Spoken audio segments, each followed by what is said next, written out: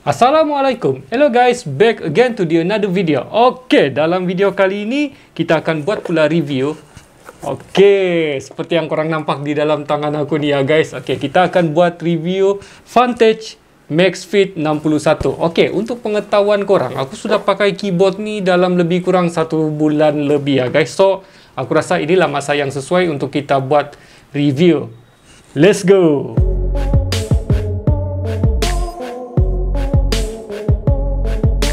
Ketika korang beli keyboard ni ya guys, okay, di dalam kotak ni korang akan dapat dia punya manual book. Lepas tu korang akan dapat pembuka keycaps tu ya guys. Pembuka keycaps tu, lepas tu korang akan dapat warranty card, USB Type-C dan juga adapter Bluetooth ya guys untuk keyboard tu. Yang mana adapter tu korang kena cucuk dekat PC korang ataupun korang punya laptop lah. Okay. Oh, aku lupa ya guys, korang akan dapat keyboard juga ya guys. Korang akan dapat keyboard ni juga. Okay. Dari segi keyboard ni, dari segi design dia. Okay. Untuk pertama kali aku lihat, dia punya design ni hanyalah macam simple saja ya guys. Biasa-biasa saja dia punya keyboard ni. Nothing special. Di atas ni diperbuat daripada plastik. Plastik yang sama juga dengan mechanical gaming keyboard yang lain. Dan di bagian di bawah ni pun dia buat daripada plastik ya guys. Tapi dia punya design tu ala-ala matte lah. Transparent yang ala-ala matte ya guys. Supaya RGB tu lebih menyerlah. Dan keycaps dia ni menggunakan red switch ya guys. Soft linear keys ya guys. So dari hasil yang didapati melalui red switch ni, dia tidak terlalu clicky ya guys. Dia tidak terlalu clicky dan dia tidak terlalu bising lah.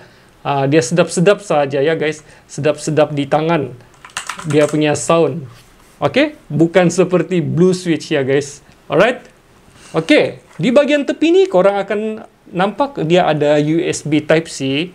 Lepas tu di bagian bawah keyboard ni dia ada turn on dan off ya guys. Okay. Bila kalau korang turn off ni, korang boleh guna wire ya guys. Korang boleh gunakan wire untuk menggunakan keyboard ni. Tapi bila kalau korang turn on, korang just cabut saja wire tu dan korang boleh pakai secara Bluetooth ya guys. By the way, keyboard ni kita dapat rasakan dia sangat berat ya guys. Okey, untuk pengetahuan korang, aku sudah banyak pakai keyboard ya guys. Lebih-lebih lagi mechanical keyboard, blue switch, red switch, macam-macam keyboard aku sudah pernah pakai ya guys. Dan ini antara yang paling berat pernah aku pakai. So, dengan berat yang dia ada nih, kita akan dapat rasakan macam keyboard ni special sedikit ya guys. Kita dapat rasakan macam dia premium lah. Itu bagi pendapat aku lah ya guys. Aku dapat rasakan yang keyboard ni macam ada sedikit premium disebabkan berat dia tu. Okay? Yalah kan kita sudah spend duit dalam 200 lebih. Lepas tu kalau kita angkat keyboard tu ringan macam kertas, memanglah kita akan rasa wow, macam tidak berbaloi kan guys. Tapi ini tidak ya guys. Dia rasa macam berat. Berat macam tidak tahulah apa yang orang letak di dalam ni supaya benda ni jadi berat ya guys. Oh, tapi aku rasa mungkin benda ni berat sebab dia ada bateri ya guys. Dia ada letak bateri di dalam.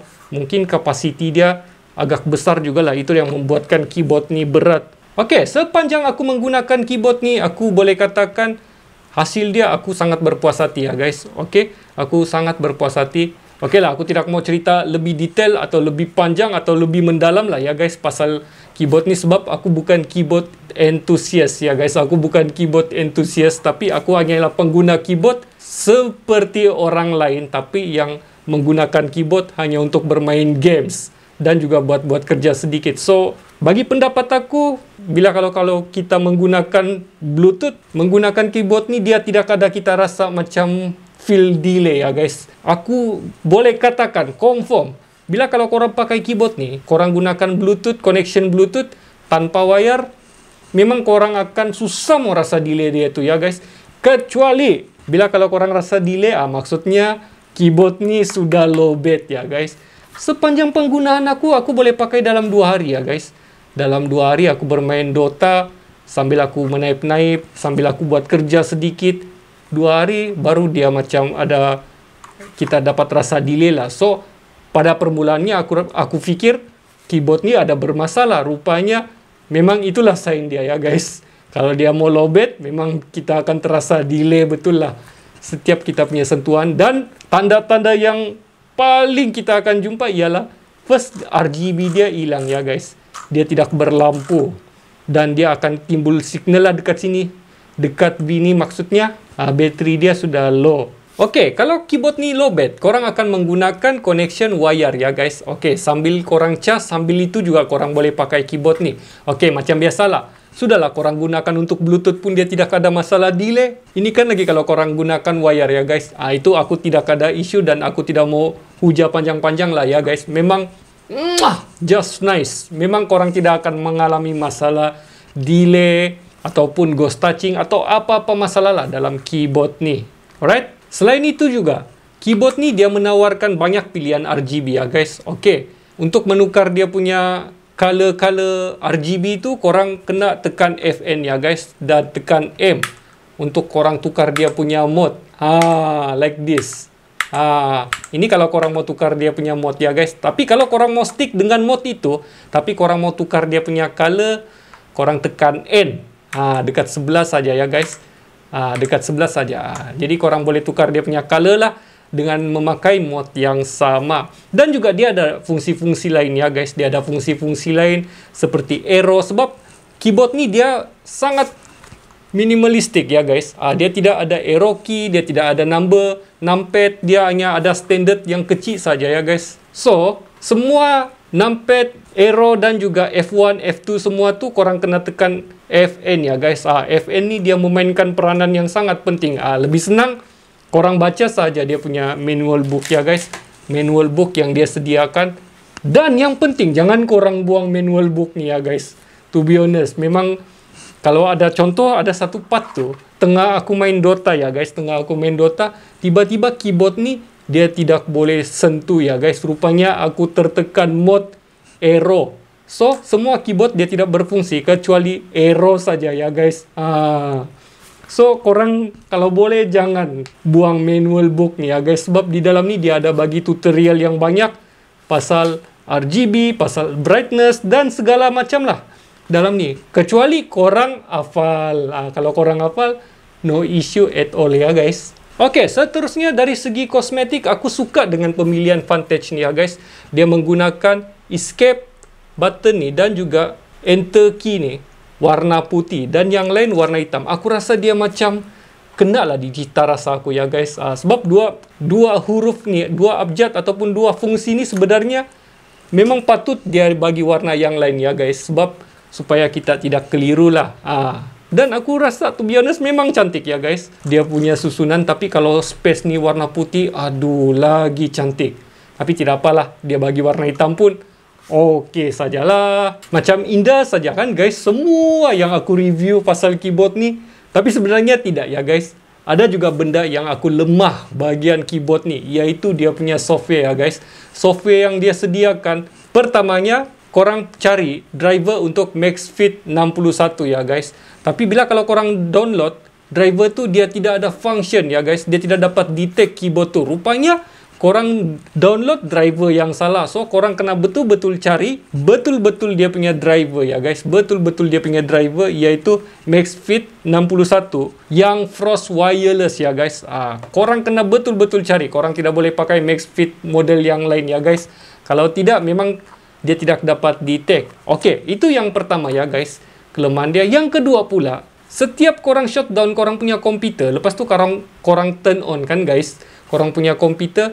Lepas tu, korang kena sentiasa cari software tu. Lepas tu, korang kena turn on. Korang kena running dulu dia. Barulah dia boleh synchronize RGB tu dekat keyboard ni ya guys. Maksud dia tidak run automatically ya guys. Driver dia tu, dia tidak run automatically di dalam komputer. Bila kalau korang turn on, dia tidak run terus ya guys. Okey, benda tu sebenarnya korang boleh set juga ya guys. Di dalam korang punya PC lah, korang boleh set untuk running automatic lah kan guys. Tapi satu lagi masalah dia sangat lambat membaca ya guys. Sangat lambat dia read kehadiran keyboard ni ya guys. Bila kalau korang running keyboard tu, korang running driver tu, dia punya software, dia akan loading dalam 20-30 saat macam tu, barulah dia dapat detect ya guys. Lepas tu sudah dia detect, barulah dia boleh mainkan RGB mengikut pilihan yang korang pilih lah ya guys. Dan salah satu lagi masalahnya, kalau korang pakai connection Bluetooth, tidak boleh ya guys. Dia memang automatic tidak dapat detect. korang kena pakai connection wire ni juga ya guys, yang dia sediakan yaitu USB Type-C, baru dia boleh detect. Tapi kalau korang pakai connection Bluetooth, dia tidak dapat detect. So, berikut dia punya sound ya guys, sound keyboard ni.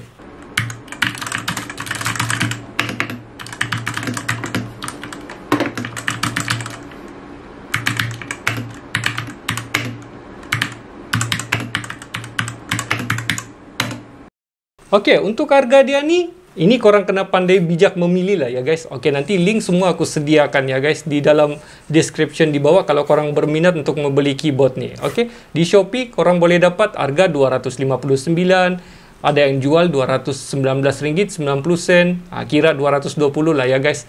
So, pilihan di tangan korang, mau beli yang mahal atau yang murah. Alright? Kesimpulannya, berbalaikah korang spend duit sebanyak RM220 hingga ke RM260 untuk membeli keyboard macam ni? Okey, ini personally dari aku ya guys. Bagi pendapat aku sangat berbaloi ya guys, sebab keyboard ni dengan harga macam tu, dia sudah bagi korang tawaran yang sangat banyak ya guys, iaitu function yang banyak. Korang akan dapat wireless keyboard, lepas tu korang akan dapat juga RGB yang cantik, lepas tu korang akan dapat juga mechanical gaming keyboard dengan harga yang macam tu ya guys. Dan juga dari segi reliability, dia memang reliable ya guys, kecuali korang tahan dengan dia punya masalah software sajalah. Masalah software sajalah yang ada sedikit bermasalah ya guys. Dan bila kalau korang buat comparison berbanding dengan brand-brand besar yang lain, harga yang dia tawarkan ni sebenarnya jauh lebih murah ya guys berbanding yang brand-brand besar tu. Itu nanti korang buat research sendirilah. Brand-brand besar yang memakai wireless keyboard, harga dia memang meninggal ya guys. Memang meninggal, memang tidak masuk akal, dan kadang-kadang specs yang dia tawarkan tidak sebaik dengan Vantage ni ya guys, to be honest. Oke lah guys, setakat ini sajalah video kita pada kali ini. Kalau korang rasa video ni best, menarik, dan serba sedikit dapat memberikan pengetahuan kepada korang, macam biasa, bantu aku untuk subscribe dan hit bell notification di bawah, supaya korang tidak terlepas dari video yang seterusnya. Thanks for watching. I see you in the next video.